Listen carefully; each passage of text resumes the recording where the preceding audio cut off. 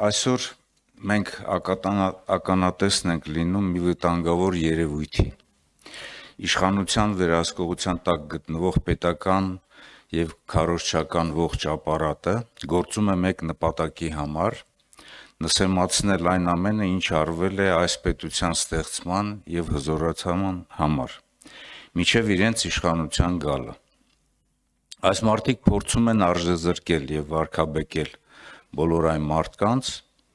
ովքեր զրոյից քարը քարի վրա դնելով, մետր առ մետր առաջ գնալով, աստիճանաբար կայացրել են անկախ Հայաստանն ու Արցախը, ակնհայտ է առաջին քայլերին բնորոշ իրենց թերություններով եւ բացթողումներով հանդերձ։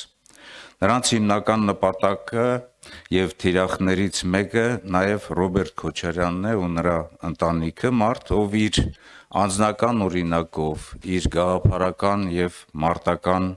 ընկերների հետ միասին պատերազմից դուրս եկավ հաղթող եւ որի ղեկավարությամբ կառուցվեց պետական համակարգ, որն այսօր իրենք փորձում են ոչնչացնել որպես անցանկալի հիշողություն։ Բայց հարցը անձերը չեն։ Խնդիրն այն է, որ այսօր երկիրը ղեկավարվում է մի խմբի կողմից, որը չունի բովանդակություն, չունի կարողություն, չունի ռազմավարական տեսլական։ Նրանք չեն տիրապետում պետական կառավարման հիմքերին, նրանք ձախողել են թե արտաքին քաղաքականության, թե անվտանգության, թե տնտեսության եւ թե հասարակական համերաշխության եւ արդարադատության ոլորտներում։ Եվ քանի որ չունեն իրական պատասխաններ, ամեն անգամ, երբ ընդդիմությունը բարձրացնում է կարևոր բովանդակային հարցեր, իրենք դիմում են մակարդակի։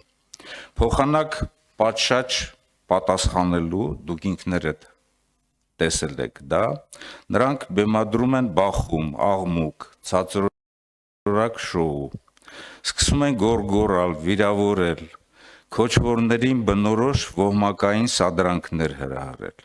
Ամեն ինչ արվում է մեկ նպատակով՝ խեղդել թեման, փշրել բովանդակությունը, քաղաքական դաշտը վերածել Նիկոլ Փաշինյանի սրտի քաղաքական թատրոնի։ Իսկ այդ թատրոնի իմաստը մեկն է՝ ժողովրդին հիասթափեցնել պետությունից, պաշտոնյաներից,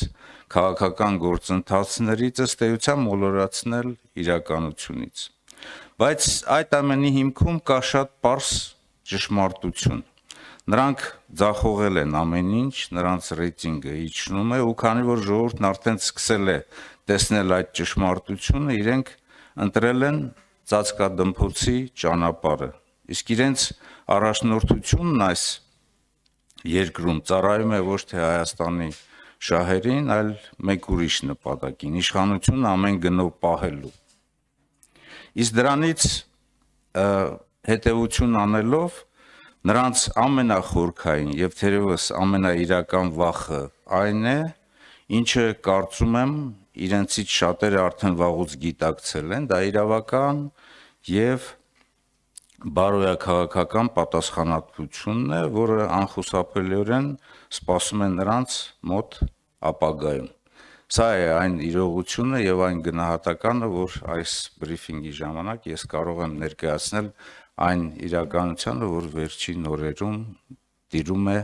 Հայաստանում եւ Հայաստանի Հանրապետության ազգային ժողովում։